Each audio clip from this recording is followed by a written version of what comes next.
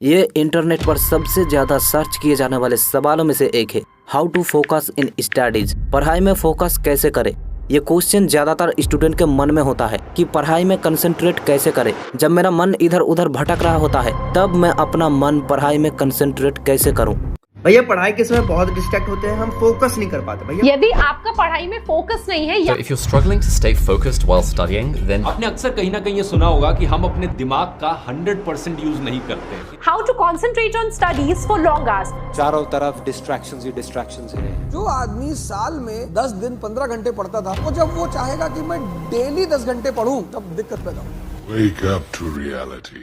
सबसे पहले मैं आपसे एक सवाल पूछता हूँ, क्या आप अपने पसंदीदा गाना सुनते समय डिस्ट्रैक्ट होते हैं? क्या आप अपनी पसंदीदा फिल्म देखते समय डिस्ट्रैक्ट होते हैं? जब आप कुछ ऐसा कर रहे होते हैं जो आपको सबसे अधिक पसंद है और जिस पर आपका जुनून होता है, तो क्या आप डिस्ट्रैक्ट होते हैं?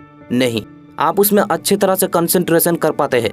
किसी भी चीज में ध्यान केंद्रित करने की शक्ति के पीछे का पहला रहस्य है जुनून। दुनिया की कोई भी चीज हो जो आप पसंद करते हैं, उसमें आपका ब्रेन बड़ी आसानी से कंसंट्रेट कर लेगा। किसी भी चीज पर ध्यान केंद्रित करने का पहला कदम उसे करने के लिए जुनून या इच्छा शक्ति को विकसित करना है। इसीलिए जो आपको पसंद है वो करो, या जो आप करते हैं उसे पसंद करने लग जाओ।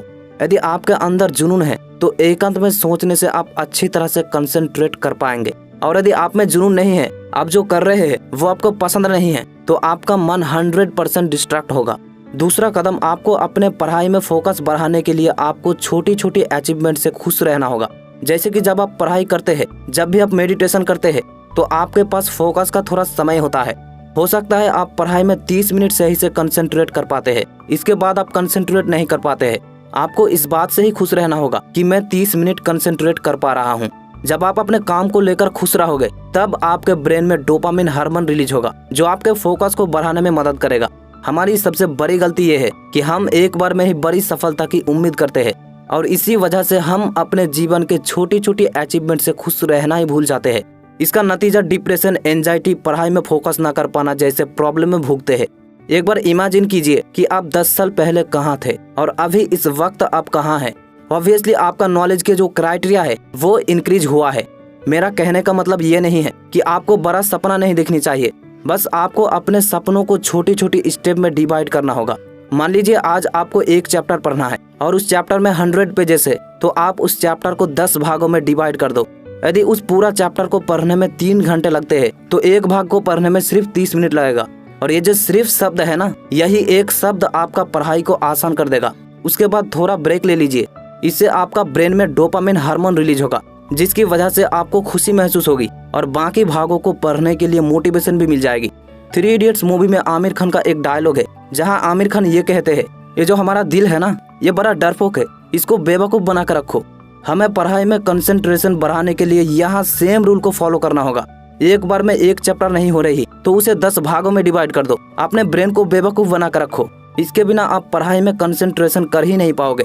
बस एक बार इस ट्रिक को यूज करके देखो, आपके फोकस में 4 चांद लग जाएगा, क्योंकि इस ट्रिक को मैं खुद यूज करता हूँ। तीसरा कदम है, आपको अपना ध्यान भटकाना कम करना होगा। गौर से समझे कि आप किस चीज से डिस्ट्रैक्ट होते हैं।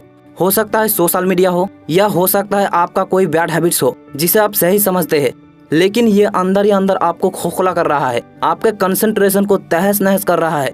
यदि आपका फोन आपका कंसंट्रेशन को बर्बाद करता है, तो आप उसे कुछ समय के लिए दूसरे कमरे में रखें। जब आप ऐसा करोगे तो आपका मन पढ़ाई में अच्छी तरह से कंसंट्रेट कर पाएगा। और ये भी याद रखें कि ध्यान केंद्रित करने की शक्ति कोई कार्य नहीं है कि इसे आप अपने शक्ति का उपयोग करके हासिल कर लोगे। ये एक प्रैक्टिस है, ये एक दिन में नहीं होगा। हमें इस ध्यान केंद्रित करने की शक्ति को बार बार प्रैक्टिस करना होगा। आपको अपने मन के खिलाफ जाना होगा, तभी आप अपने मन को अपने कंट्रोल में कर पाओगे। जब भी आप पढ़ने बैठते हैं तो इस बात पर ध्यान दें कि आपका दिमाग इधर उधर रेंडरिंग कर रहा है, शायद कोई अच्छे विचारों में ही सही।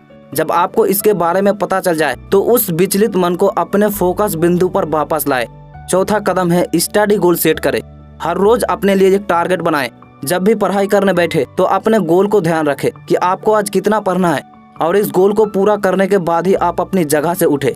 जब आप अपने तय किए गए स्टडी गोल को पूरा कर लेंगे तो आपको अच्छा महसूस होगा, और रोजाना इसी तरह खुशी से पढ़ाई पर फोकस कर पाएंगे। लेकिन ये ध्यान में रखें कि आपको शुरू में इस स्टेप को थोड़ा थोड़ा करके आगे बढ़ाना है, ना कि एक ही दिन में आगे बढ़ाना है। अगर आप ऐसा करते हैं आप एक ही दिन में आगे बढ़ाने की कोशिश करते हैं तो ऑब्वियसली पढ़ाई के वक्त आप डिस्ट्रैक्ट होंगे। 5वां कदम, पढ़ाई के वक्त अपना स्टडी मटेरियल साथ लेकर बैठिए, क्योंकि पढ़ाई के बीच बीच में उठकर पेन, पेंसिल, हाइलाइटर ढूंढने की जो आदत है वो आपके ब्रेन में डिस्ट्रैक्शन पैदा करती है और सारा फोकस तुरंत छू हो जाता है। इसीलिए सारा पढ़ाई के मटेरियल साथ में लेकर ही बैठना चाहिए ताकि बीच बीच में आपको उठना ना पड़े और आपका ध्यान पढ़ाई में लगातार बने रहे। 6ठा कदम, प्रेशर में ना पड़े।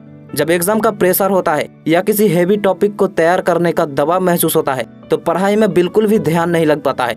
इसीलिए जरूरी है कि स्टडी में बिल्कुल भी प्रेशर फील ना हो और इसके लिए एग्जाम की तैयारी पहले से ही करके रखे और उस दौरान जो नोट्स आपने तैयार किए थे उसकी मदद लेकर टॉपिक को फिर से समझे और रिलैक्स होकर उस टॉपिक का रिवीजन करें। याद रखिए, आप पूरे साल जिस एग्जाम को लेकर पढ़ते आए हैं उस मेहनत का फल आपको तभी मिल पाएगा जब आप एग्जाम के दिनों में फुल फोकस और अटेंशन को बनाए रखने के साथ अपने माइंड को भी रिलैक्स रख सकोगे। 7वां कदम, हमेशा हेल्दी फूड खाए।